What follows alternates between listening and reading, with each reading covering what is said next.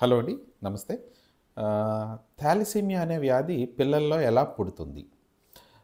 అసలు థాలసీమియా అనే వ్యాధి పిల్లలు పుట్టిన తర్వాత వాళ్ళల్లో రాదు. ఇది ముందుగానే బిడ్డ కడుపులో ఉండగానే జన్యుపరంగా తయారయ్యే డిజార్డర్ అనమాట. సో, ఫర్ ఎగ్జాంపుల్ పేషెంట్ అంటే బేబీ తాలూకా మదర్ అండ్ ఫాదర్‌లో కనపడకుండా లోపల జన్యులోపం ఉంటుంది కొంతమందిలో. వాళ్ళని ట్రైట్స్ అంటారు. అంటే వాళ్ళు బయటికి చూడడానికి కానీ, వాళ్ళ హిమోగ్లోబిన్ కానీ, వాళ్ళ తాలూకా రిమైనింగ్ టెస్ట్‌లు కానీ అన్నీ నార్మల్‌గా వస్తూ ఉంటాయి.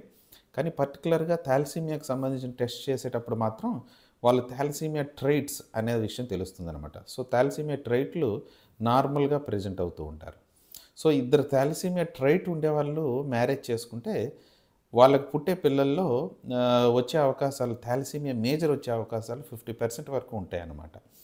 అంటే దానిలో ఏమవుతుందంటే తండ్రిలో పాడైన ఒక జన్యువు, తల్లిలో పాడైన ఇంకో జన్యువు. ఈ 2 జన్యువులు కలిసి 2 పాడైన జన్యువులు ఆహ్, ఫీటస్‌లోకి అంటే పుట్టబోయే బిడ్డలోకి ఎంటర్ అయ్యేటప్పుడు ఆహ్, థాలసీమియా మేజర్ అంటే పెద్ద డిజార్డర్ వచ్చే అవకాశం ఉంటుంది.